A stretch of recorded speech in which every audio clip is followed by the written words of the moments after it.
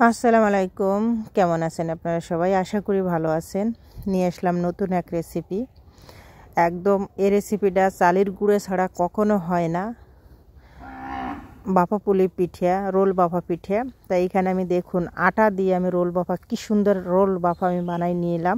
একদম ইউনিকই ধরতে ইউনিকই একটা পিঠের রেসিপি, একদম আটা দেওয়া। এখানে না সুজি না কখনো চালের গুঁড়ো আমি ব্যবহার করেছি। আতকে শুধু আমি আটা দিয়ে এই পিঠেটা আমি তৈরি করেছি।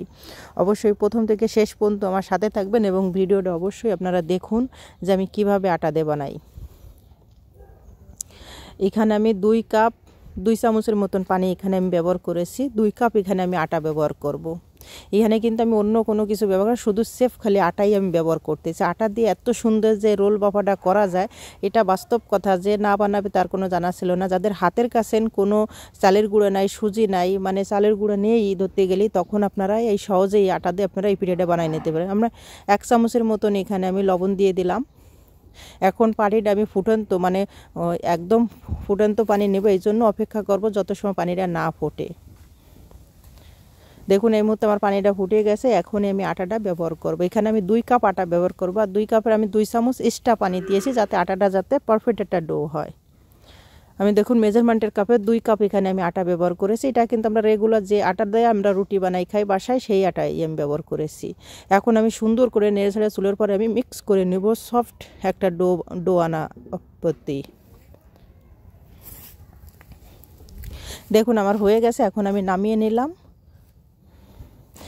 আমি 2 চামচ এক্সট্রা পানি দিয়েছিলাম, যেহেতু এটা একটু পুরান আটা, এই জন্য খুব সুন্দর একটা পারফেক্ট একটা ডো হয়েছে। আপনারা কতটা একটু পানি কম খায়, কতটা পানি একটু বেশি খায়, এই জন্য হিসেব করে পানিটা দিতে হবে মিনিমাম। এখানে আমি একটা করে নেব নারকেল। দেখুন আমি কিন্তু একদম হাতে থাকা কিছু জিনিস দিয়েই কিন্তু আমি এই পিঠাটা তৈরি করব, যেটা সচরাচর আমার ঘরে কিন্তু সব সময়ই থাকে। আমার কাছে চালের গুঁড়ো ছিল, তারপরে আমি ভাবলাম যে এই মুহূর্তে আমি আটা দিয়েই আমি এই পিঠাটা বানাই দেখি। এখানে আমি 250 গ্রামের মতন গুড় নিয়েছি। এটা আখের গুড় আমি নিয়েছি 250 গ্রাম। এখন আমি গলা পর্যন্ত আমি অপেক্ষা করব। আখের গুড়টা গড়ে একদম মিল্ক না হয়ে যায় সে পর্যন্ত আমি অপেক্ষা করব। আমার দেখুন গুড়টা কিন্তু আমি এখানে চিনি ব্যবহার করি না, গুড়টা কিন্তু গুঁড়ে আছে। এখানে আমি 3টে এলাচ আমি ফাটিয়ে দিয়ে দিলাম। 1 চিমটির মতন আমি এখানে লবণ ব্যবহার করেছি, মিষ্টিটার একটা ব্যালেন্স আনার জন্য। আপনারা এখানে গুড় করতে পারেন, আপনারা চিনি দিয়েও করতে পারেন, তাতেও কোনো সমস্যা নাই। খেজুরের গুড় দিয়ে পারফেক্ট হবে। আমি এটা আখের গুড় নিয়েছি, যত আমার বাসায় অ্যাভেলেবেল আখের গুড় ছিল, এই জন্য আমি আখের গুড়টাই নিয়েছি। এইখানে দেখুন আমি কিন্তু একদম ফ্রেশ যে নারকেলটা সেটা কিন্তু আমি নিই। এটা কিন্তু আমি যেটা শুকনো নারকেল যেটা বাজারে কিনতে হবে, আমি কিন্তু সেটাই আমি এখানে ব্যবহার করেছি। দেখুন কত সহজে কিন্তু এই পিঠেটা কিন্তু বানানো যায়। একদম সহজ একটা রেসিপি আপনাদের মাঝে আমি শেয়ার করলাম। আশা করি আপনাদের ভালো লাগবে। আমি মেজারমেন্টের 1 কাপ আমি এখানে নারকেল কুড়ানো নিয়েছি, মানে শুকনো ডাই যে নারকেলগুলো, সেগুলো আমি বাজার থেকে কিনেছি, সেগুলো আমি নিয়েছি 1 কাপ মিনিমাম। আমি 1 কাপ ব্যবহার করেছি। 250 গ্রাম গুড়ের ভিতরে আমি 1 কাপ নারকেল কুড়িয়ে এখানে আমি দিয়েছি, শুকনো নারকেল যেটা। আপনারা বাড়ির নারকেল দিলে সেটাও খুব পারফেক্ট হবে, এটাও কিন্তু পারফেক্ট হবে, দুটোই কিন্তু সমান হবে। কিন্তু ওটার সেই মানে নারকেল যে হাতের বাড়ির যে নারকেলগুলো, মানে আপনারা ভিজে যে নারকেলগুলো, ওটা কিন্তু আরও বেশি পারফেক্ট হবে। তবে এটার টেস্ট কিন্তু মাশাআল্লাহ। এখানে আমি পরবর্তী পানি এখানে আমি গরম করতে দিয়ে দিলাম। এখন আমি যে আটাটা মেখে রেখেছিলাম, আপনারা 2 রুটিও বানাতে পারেন, 3টেও বানাতে পারেন। আমি এখানে ছোটো একটা এবং বড় একটা বানাই নিয়ে এসেছিলাম। দেখুন যত দেখছি আমার ইসের ভিতরে আমি আমি বড় একটা রুটি আমি এখানে বলে নিতেছি। দেখুন আমি কিন্তু কোনো তেল ছাড়া কোনো, আমার আটাটা যে এতটা সফট হয়েছিল মাশাআল্লাহ, যেই দেখছে সেই বলে মাশাআল্লাহ খুব সুন্দর একটা সফট কিন্তু একটা ডো হয়েছে। কোনো গুটলি টুটলি কিচ্ছুই নাই, একদম মানে আপনি আর কোনো তেল ছাড়া কোনো আটা ছাড়া একদম মানে একটু দিলেই কিন্তু আপনার রুটিটা বলে আসতেছে। আমি বড় সাইজের একটা রুটি আমি বলে নিয়েছি। দেখতেছেন যে আপনাকে কীভাবে বলে নিলাম। একটা রুটি আমার বলা কমপ্লিট হয়ে গেছে।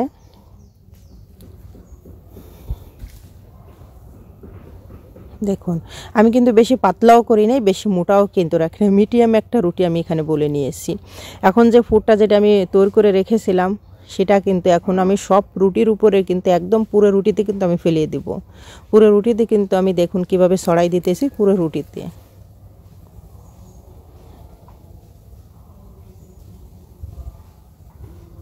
আপনারা দেখেই বুঝতে পারতেছেন যে আমি কিভাবে সহজেই আমি এই রেসিপিটা একদম চালের গুঁড়ে ছাড়া, তারপরে বাজারেতে আমি শুকনো নারকেলের কুড়ি দিয়ে কিন্তু সেটাই কিন্তু আমি কিন্তু এই পিঠেটা বানাইছি। এখানে আমি সাদা তেল ব্যবহার করেছি, আমার সাদা তেলের ঘ্রাণটা খুব ভালো লাগে, যেন আমি সাদা তেল এখন একটা রোল আমি করে নিতেছি। একটু অবশ্যই একটু আস্তে আস্তে করে নিয়ে ধীরে একটু ধৈর্যের সঙ্গে রোলটা করে নেবেন, যাতে কোনো জায়গায় ফাটা ফুটে না থাকে, এবং মুখটা কিন্তু ভালোভাবে সিল করে দেবেন, যাতে এই পুরটা যাতে না বের হয়ে আসে।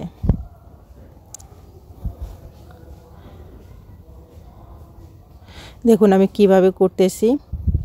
এখন আমি উপর থেকে আমি একটু সাদা তেল দিয়ে দিতেছি, সাদা তেলটা আমি দিয়ে দিতেছি, আপনারা দিলেও পারেন, না দিলেও আপনারা পারেন, কোনো সমস্যা নেই। একটা স্টিলে আমি দিয়েছি, যেটা পানি গরম দিয়েছিলাম। দেখুন আমার রুটিটা অনেক বড় হয়েছে। এখান থেকে আরেকটা হলো আমি ছোটো একটা রুটি এখানে আমি বলে নিয়েছি। দেখুন এখন আমি জাস্ট ঘড়ি ধরে টাইম দেখে, যদি হয়তো 15 মিনিটের মতন, 12 থেকে 15 মিনিট এখানে আমি কুক করে নেব। এই পুরো আটাটা আমি কুক করে নেব 12 থেকে 15 মিনিট। জাস্ট 15 মিনিট, আমি হয়তো 3 মিনিট দমে রেখে দিয়েছিলাম। জাস্ট 15 মিনিট আমার টাইম লাগছে, এর বেশি কিন্তু 1 মিনিটও বেশি লাগে নাই। যত এটা আটার রুটি, আটা দিয়ে আমি এইটা বানাইছি, রোলটা বানাইছি, এই জন্য হয়তো একটু টাইম কম বেশি লাগতে পারে, কিন্তু আমার লাগে নাই। জাস্ট 12 থেকে 15 মিনিট সময় লাগছে। দেখুন মাশাআল্লাহ খুব পারফেক্টলি কিন্তু আমার এটা কুক হয়ে গেছে। এত সুন্দর হয়েছিল যে এটা না বানালে আপনারা বুঝতে পারবেন না যে আটা দিয়েও যে এত সুন্দর ভাপা পিঠে বানানো যায়। আপনারা না বানালে এটা কখনো আপনারা বুঝবেন না যে আটা দিয়ে, মানুষ যেই এটা খাবে বুঝতে পারবেন না যে এটা আটা দিয়ে আমি বানাইছি, মনে ভাবে যে এটা আমি চালের গুঁড়ো দিয়ে বানাইছি। এটাই মনে হয়, যেই খাবে যে মনে হচ্ছে চালের গুঁড়ো, না, এটা কিন্তু আটা দিয়ে বানানো। আমরা রেগুলার যে রুটি খাই সেটাই। দেখুন কত সুন্দর পিস পিস হয়ে আসছে, তার মাশাআল্লাহ এত সুন্দর টেস্ট হয়েছিল যে এটা শুকনো নারকেলের গুঁড়ো দিয়ে আমি এটা বানাইছি। কেউ বুঝতে পারবে না যে শুকনো নারকেল দিয়ে আমি এটা বানাইছি। তাহলে দেখুন হাতে থাকা কিছু উপকরণ দিয়ে আমি কি সুন্দর একটা সহজ একটা রেসিপি আমি বানাই ফেললাম। আশা করি আপনাদের কাছে এই ভিডিওটা ভালো লাগবে। যদি ভিডিওটা ভালো লাগে অবশ্যই শেয়ার করে দেবেন, এবং লাইক কমেন্ট শেয়ার, এবং আমার চ্যানেলটা সাবস্ক্রাইব করে রাখবেন নতুন ভিডিও পাওয়ার জন্য। দেখুন মাশাআল্লাহ, দেখুন কত সুন্দর কিন্তু উপর ভিতরে যে আমি তিলটা দিয়েছি সে তিলটাও কিন্তু পারফেক্ট হয়েছে, আর এত সুন্দর হয়েছে মাশাআল্লাহ মাশাআল্লাহ। দেখুন আপনারা দেখে বুঝতে পারতেছেন যে এটা আপনারা বোঝার কোনো সিস্টেম, আমি যদি না বলি যে আপনারা বুঝতে পারবেন না যে এটা আমি আটা দিয়ে বানাইছি, মনে হবে যে এটা আমি চালের গুঁড়ো দিয়ে বানাইছি। এত সুন্দর এই পিঠেটা হয়েছে।